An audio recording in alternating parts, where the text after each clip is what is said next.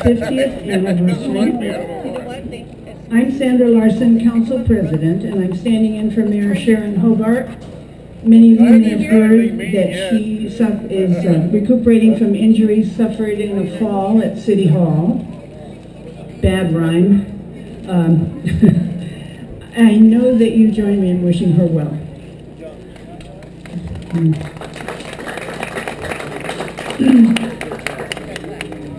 A number of others representing the city are here today, including two of my fellow councilors, Marion Esty and Tom Potter.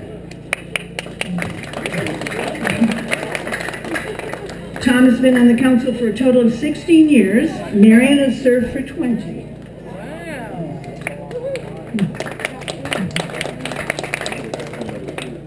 Our newest and youngest councilor, Brittany Booth, is in her first term, but she was unable to be here today because of a previous commitment. Former City Councilor Daryl Carmen, who served 7 years, is on the end. And former Councilor and Mayor Tim Brooker, an 18-year veteran of Veneta city government.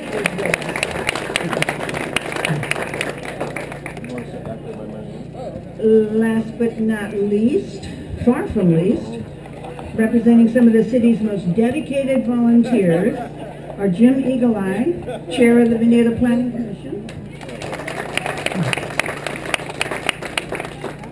Barbara Nelson on the end, who chairs the Veneta Park Board.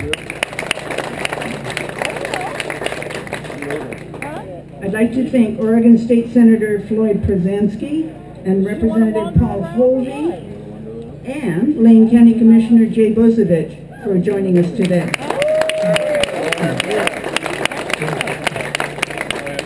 Jay's been doing actually triple duty. He's here as a county commissioner, he's here as a Lions Club member, and he's here as a shill for the festival. He was out with a sign on the corner.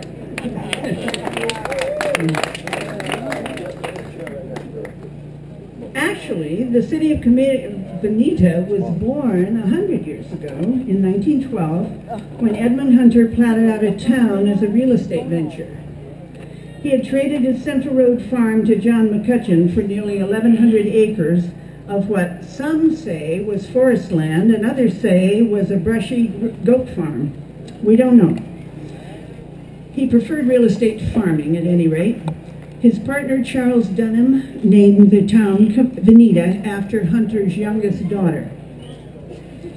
The partners foresaw growth and prosperity for the town, situated on the new Willamette Pacific Railroad, and to encourage business development, they offered 3 lots free to anyone who would start a business in Veneta. Many businesses came, and of course some went. Early on, they included a hotel, a livery stable, a tavern. Next came grocery stores, hardware stores, restaurants, appliance stores, and famously sawmills. During the 1920s lumber boom, a large sign at the Territorial Railroad crossing proclaimed Veneta the city with the $1 million payroll. A bit of hyperbole, perhaps. 50 years ago, in 1962, Veneta became the 10th incorporated city in Lane County. The vote was 211 to 168. Actually, it took 2 elections for Veneta to incorporate. The first ended in a 147 to 147 tie after 2 votes were invalidated. At incorporation, Veneta had 1,123 residents. Today, we're just under 5,000. Today's turnout by our community organizations is a testament to Veneta's long tradition of community activism and neighbors helping neighbors. It was in that spirit that the Veneta Improvement Association was formed in the late 40s to coordinate volunteer efforts to build a gym at Veneta Elementary School. Dedicated to Veneta's veterans, it was paid for through local donations to an I Have Bought a Board campaign. And it was the VIA that led the drive to incorporate, spurred by a hepatitis outbreak. Among those sickened were association member Bill Smigley and his daughter. Smigley and his fellow association directors decided that Veneta's most pressing problem was obtaining a healthful supply of water for its residents, and that incorporation would provide the best means to do that. It took a while, but many bond issues, 5 operating wells, and numerous upgrades to our water and sewage treatment plants later, Veneta now enjoys a state-of-the-art water and sewage system. Water continues to be at the top of the city's concerns, however, as we prepare to build a pipeline to bring water from Eugene to Veneta beginning next year, providing a source of ample quality water far into the future. 15 candidates ran for the first Veneta City Council, which is surely a record. The top vote getters were all movers and shakers in the BIA. Ralph Johnson, Wayne Elliott, Bill Smigley, H.R. Oglesby, and Richard Gutman.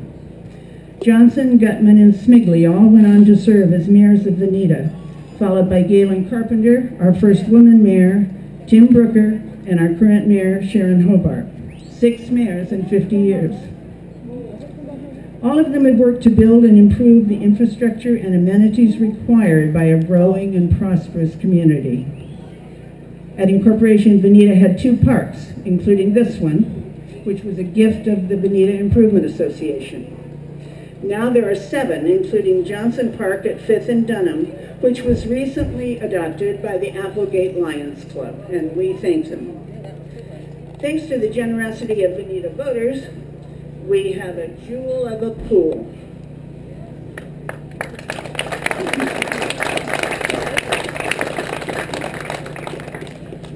Cornerstone Industrial Park is complete, offering a 28-acre shovel-ready business site, and Veneta was just approved for a new enterprise zone designed to attract new businesses or allow existing businesses to expand.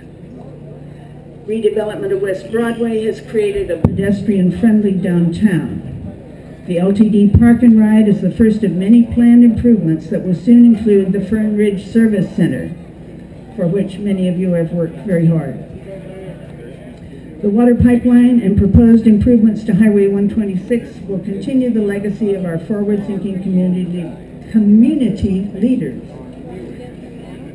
Many of these public works achievements were initiated or completed during Tim Brucker's tenure as councilor and mayor. Tim joined the City Council in 1991. He served as Veneta's mayor from 1999 to 2008. During that time, he was active in local and regional issues and was a tireless advocate for safety improvements on Highway 126. Tim participated in the overhaul of the city's comprehensive plan and helped guide the expansions of both the wastewater and water treatment plants. While Tim was mayor, Veneta's population grew over 90%. He oversaw Veneta's emergence from a small, rural, timber-dependent community to an urban retail center for the Fern Ridge area, all the while preserving the small-town rural atmosphere which he cherishes. So on behalf of the Veneta City Council and a grateful community, we would like to honor Mayor Brooker's numerous contributions to the city in renaming Waldo Lane, which is located in the downtown business district. No longer do you need to ask, where's Waldo? Or even, who's Waldo? Henceforth, it shall be called Brooker Lane.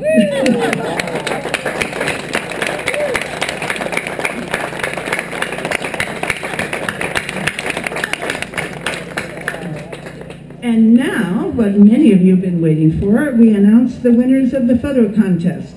If you can come up here. Oh, good. Okay. All right. Here comes the announcer.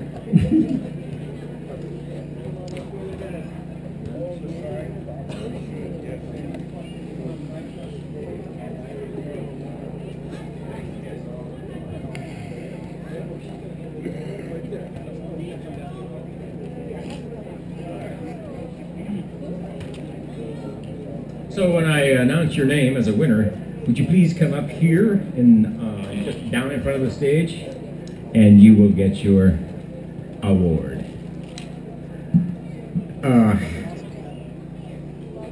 Boy, some good votes here.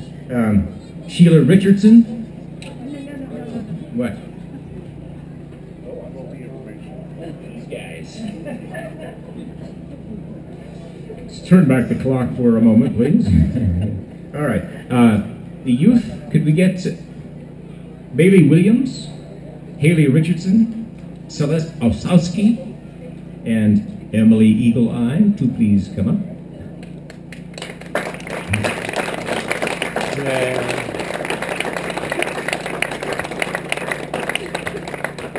Are we missing one? Yes, we are. So, who do we have here? That's Emily. Everybody knows that.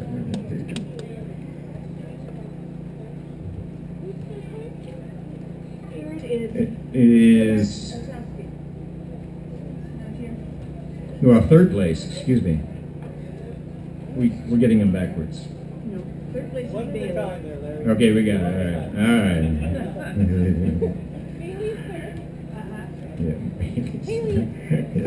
Haley is second. All right, and Celeste is here, and she's first place.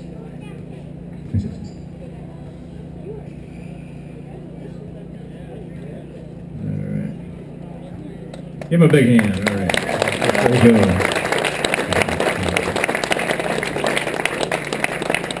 Okay, adults, would we please have orders? Oh, this guy just gives orders like, you know. Sorry. Yeah, what does he think? He's a manager of some sort. I don't know. Okay, so can we have Chris Workman come up? Chris Workman? There he is.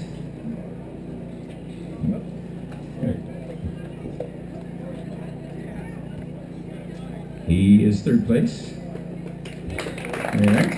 Workman, third place. And if I were you, I wouldn't leave, Chris. Irene Jasper. Is Irene here? Ah, there she goes. Second place.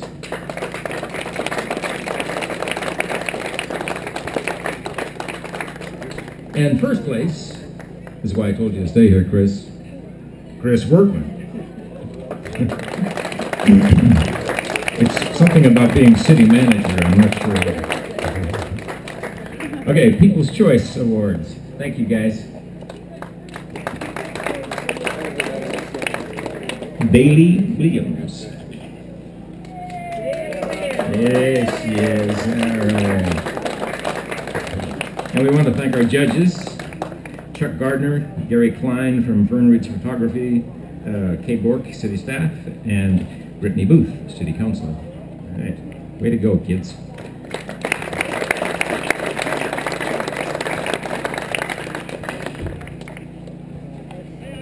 Okay, I would also like to thank Kathy Colson-Keegan for making the beautiful, beautiful award banners that we presented.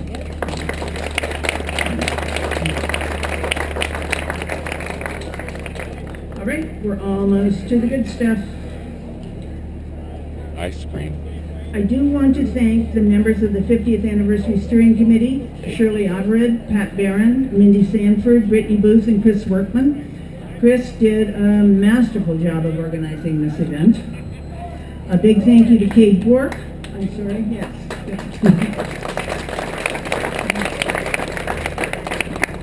Thank you to Kate Bork for all her efforts in the photo contest and her expertise as well. She's also a city staffer. Thanks to Kyle Shower and his Public Works crew for all their work setting up. And of course, thank you to all of our participants and sponsors. Now, I would hope you would join me in singing Happy Birthday Veneta. Happy birthday to you. Happy birthday to you. Happy birthday, dear Veneta. Happy birthday to you.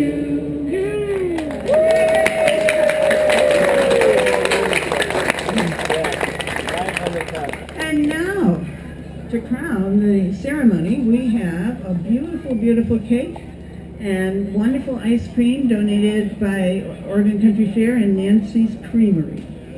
I've been asked to tell you that in the spirit of environmental correctness, The country fair brought durable silverware to eat with, so please recycle it in the appropriate place when you're finished. So I think all you need to do now is race over to the city booth and get ice cream and cake. All right. And then come back for the beets. Sugar beets. Come back for the sugar beets. Yeah.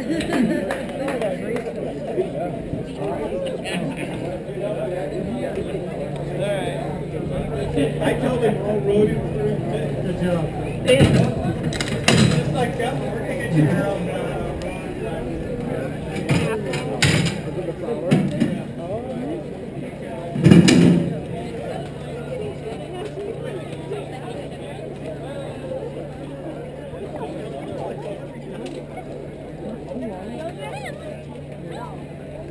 Did you win? What did you win?